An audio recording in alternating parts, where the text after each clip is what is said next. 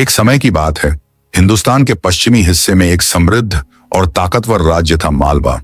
वहां का शासक था बादशाह अजहर शाह, जिसकी दौलत और रुतबा दूर दूर तक मशहूर था। अजहर शाह 40 वर्ष का था, पर उसकी जवानी और तेज चाल देखकर कोई यह अंदाजा नहीं लगा सकता था।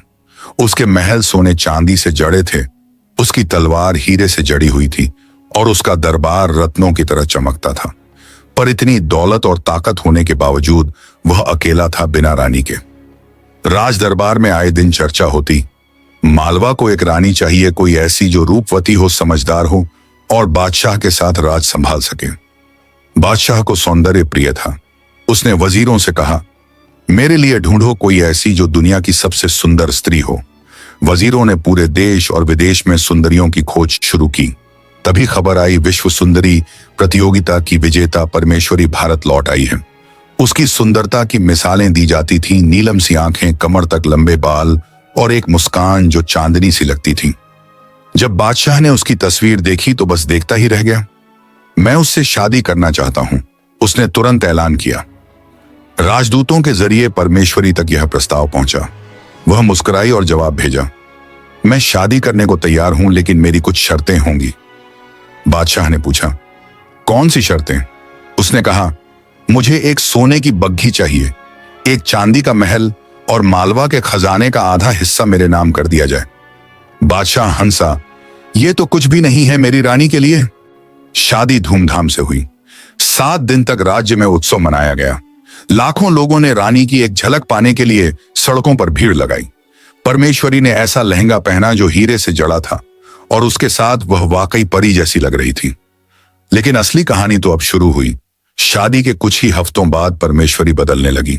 वह हर रात किसी बहाने बादशाह से दूर रहती। मेरे सिर में दर्द है, मुझे पूजा करनी है, मैं उपवास पर हूं। धीरे धीरे उसने राजमहल का आधा हिस्सा अपने नियंत्रण में ले लिया। फिर उसने अलग रहने की मांग की और उसके लिए खास एक चांदी का महल बनवाया गया। वहां हर रात जश्न होते, नए नए मेहमान आते और बादशाह को कोई खबर नहीं रहती। एक दिन गुप्तचर ने खबर दी, मालकिन का संबंध किसी परदेसी युवक से है जो चोरी छिपे महल में आता है। उसका नाम है राजवीर और वह उनका पुराना प्रेमी है। बादशाह का दिल टूट गया। जिसे उसने पूरे दिल से अपनाया था वो सिर्फ उसकी दौलत चाहती थी। उसका प्रेम झूठा था। बादशाह ने कुछ नहीं कहा। उसने एक योजना बनाई।